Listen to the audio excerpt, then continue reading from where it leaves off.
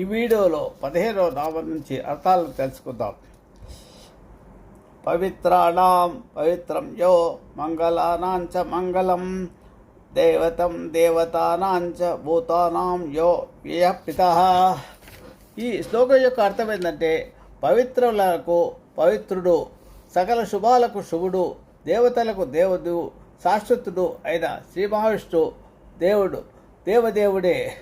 16వ శ్లోకంలో యతస్సర్వాణి భూతాని భవంత్యాది యుగాగమే యస్మించ ప్రళయం యాంతి పునరేవ యుగక్షయే.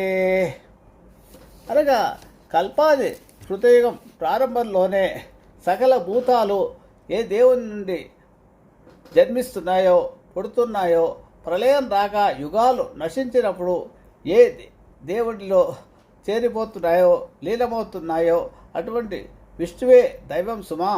ఆ శ్రీ మహావిష్ణువే ఇదంతా చేస్తున్నాడు కాబట్టి ఆయనలోనే కలిసిపోతాయి అని అర్థం అన్నమాట.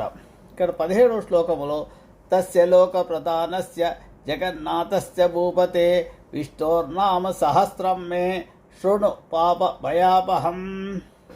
ఓ భూపాలక ధర్మరాజా, లోకాలకు మూలకారకుడైన జగములకు నాథుడైన ఆ శ్రీ మహావిష్ణువుని సహస్రనామాలు పాపాన్ని పోగొడతాయి, దుఃఖాలను పోగొడతాయి, కష్టాలను పోగొడతాయి. ఈ నామాలను నేను చెబుతాను విను అని ఆయన ధర్మరాజుకు విశ్వపితామహుడు వివరిస్తున్నాడు.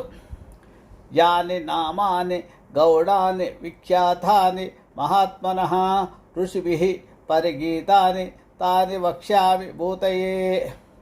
మహాత్ముడైన శ్రీ మహావిష్ణువుకు ఏ నామాలు గుణాలై ప్రసిద్ధి పొందినాయో, మునుల చేత ఏ నామాలు గానం చేయబడుతున్నాయో, ఆ శ్రీ మహావిష్ణువు యొక్క శ్రీ విష్ణు సహస్ర నామాలే పురుషార్థాలు సిద్ధించడానికై నీకు వివరిస్తాను, శ్రద్ధగా విను అని విశ్వపితామహుడు చెప్తున్నాడు.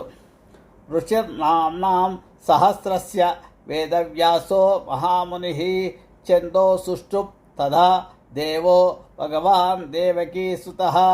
ఇది 19వ దాంట్లో ఉండే దాని అర్థం ఏంటంటే, శ్లోకం అర్థం ఏంటంటే, సహస్రనామ మంత్రానికి వేదవ్యాసుడే ఋషి, అనుష్ఠుప్ ఛందస్సు దేవకీ సుతుడైన భగవంతుడే దేవత, శ్రీమహావిష్ణు ఒక అవతారమే శ్రీ వేదవ్యాసుడని చెప్తున్నాడు అన్నమాట. ఇక్కడ అమృతాం శూద్భో బీజం శక్తిర్దేవకీనందనః త్రిసామా హృదయం తస్య శాంత్యర్చే వియుజ్యతే. 20వ నామంలో అమృతాం